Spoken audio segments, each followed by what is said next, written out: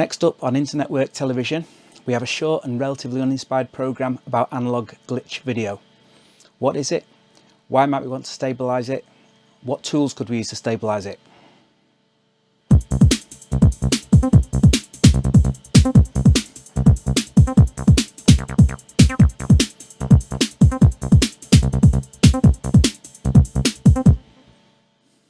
Yes, it's Marizu again. So I'm going to start off by asking the question, what is analog glitch video? Analog glitch video is composite video that is transmitted from a device to a display through a yellow cable and is manipulated in ways that cause all number of effects, such as colour shifts and various forms of distortion. Historically, the pioneers of analog glitch created these effects using homemade circuit-bent video processors, but now there are commercial products that will generate similar manipulations. The whole of the video signal, along with all of the associated timing information, is passed down a yellow composite video cable. A composite video signal needs timing signal information to be embedded within the video signal.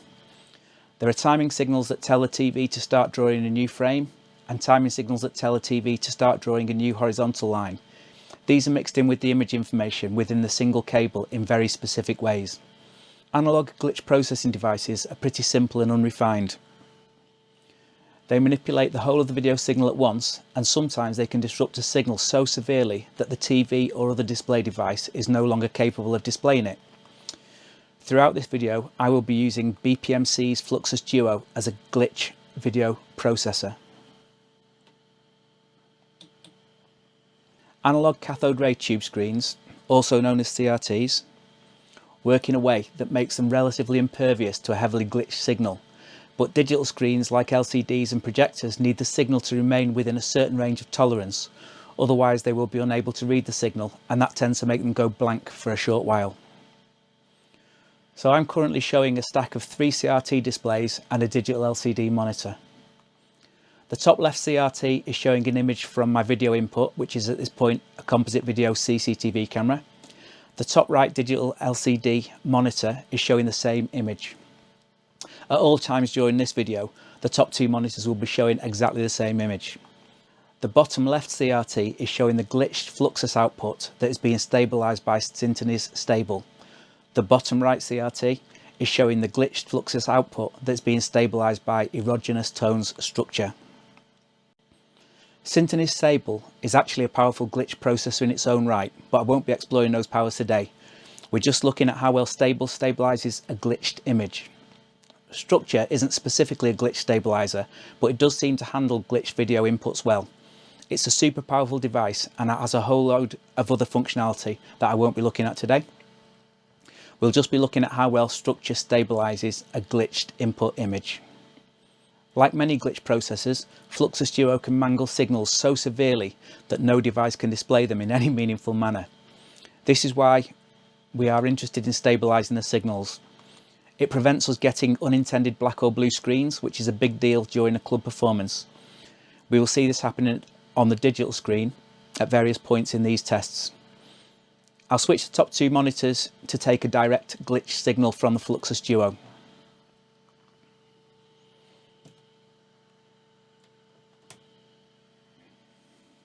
We can see how a regular digital display compares to a stabilised display and an unstabilised CRT. The bottom 2 CRT monitors are receiving stabilised signals, so their image will display the same as if it's on a digital monitor.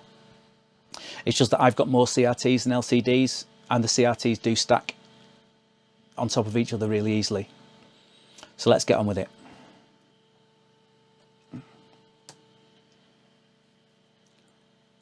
Round 1, fight! So first of all, I'll switch back the top 2 monitors to be fed by the glitched input.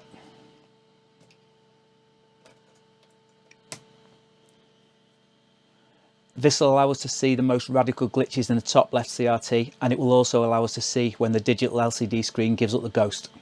We'll be able to see how well Stable stabilises the image in the bottom left and how well Structure stabilises the image in the bottom right. So let's just get stuck into this glitching. So straight away there, we can see that the monitor at the right went off. So if that was in a club, it would have gone dark. And again, just making various changes. The monitor at the top right is really struggling. Now the glitch devices are actually doing, the glitch stabilizers, sorry, in the bottom left and the bottom right, which are stable in the bottom left, structure in the bottom right, are doing a pretty good job of this. The top left is just the CRT taking a direct glitch signal and dealing with it, because CRTs are really good and really resilient with these signals. So let's just, we've got a bit of that back.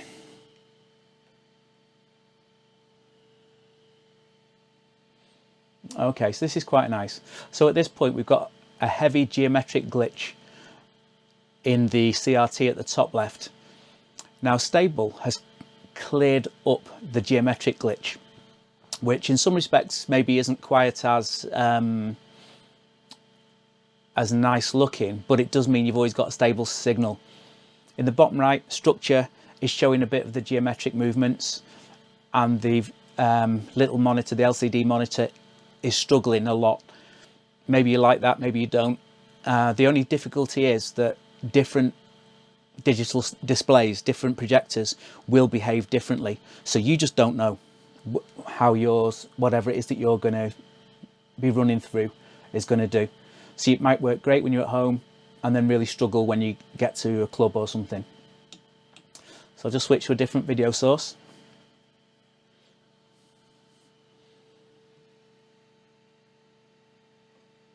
And start glitching some more.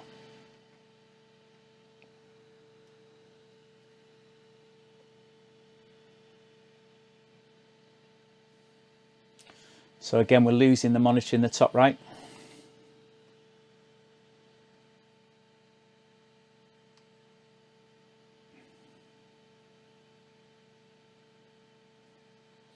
Now I'm not sure if you'll be able to see on the video, but the CRT at the top left, it keeps showing PAL and the number of lines. So it does that every time it gets a lock on a signal, so it's struggling really.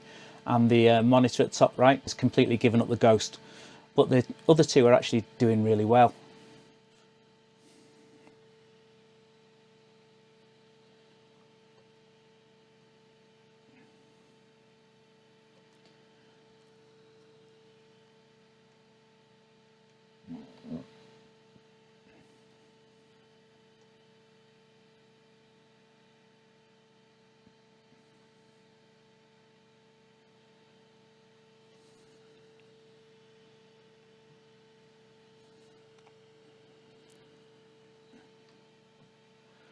As far as these glitch stabilizers go, they both do different things. You may prefer the look of one than the other. So here, okay, we went through a period there where the CRT really struggled. Now here, structure's really struggling.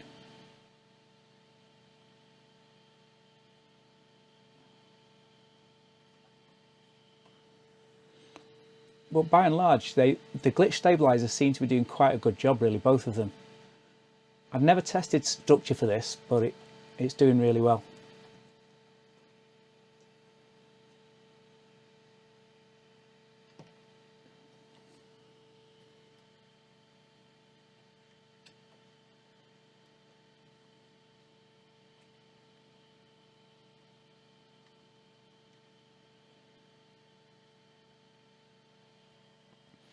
Okay, so we've not got some nice geometric distortions that are showing in structure, but they're not showing in stable.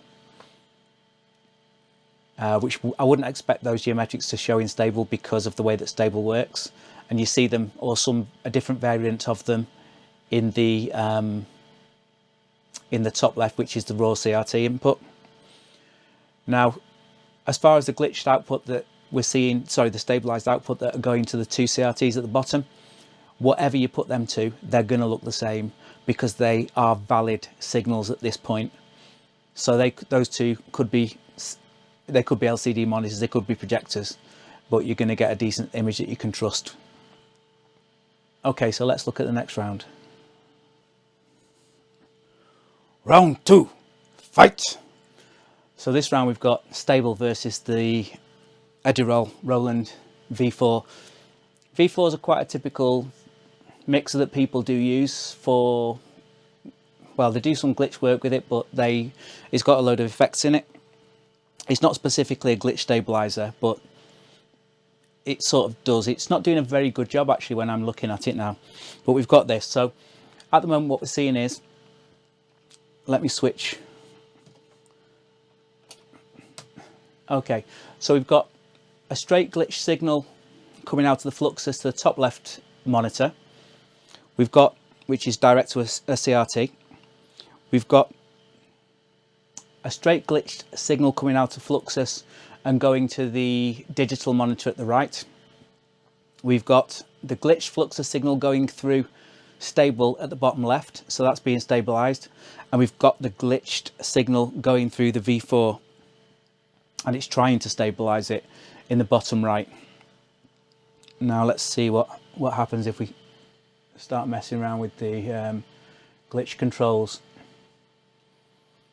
Now it's saying input 1.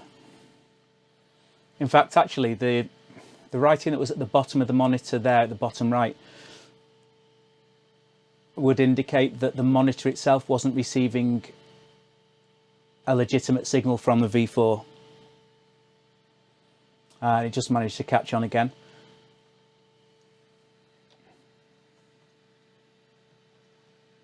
Ooh.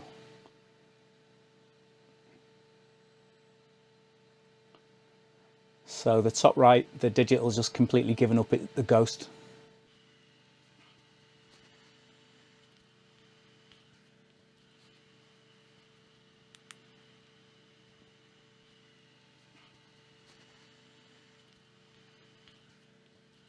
Stable has stabilized the image. Still looking pretty good though.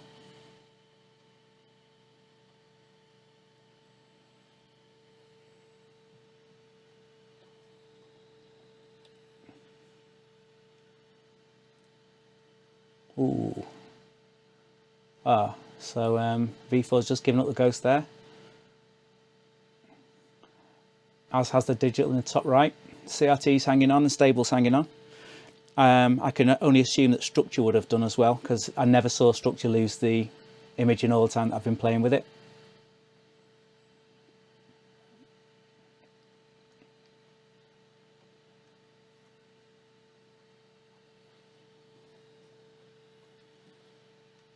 So yeah, this is quite an interesting test.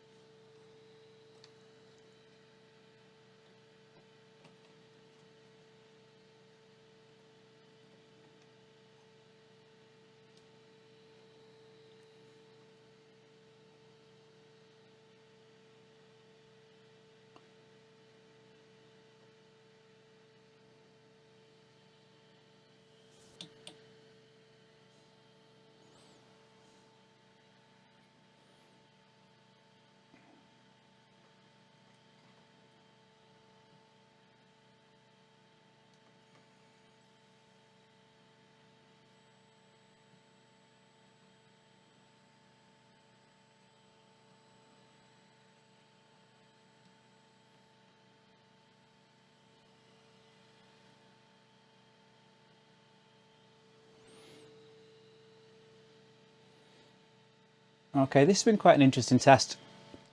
Okay, so it looks like these glitch stabilizers do give quite different outputs. They...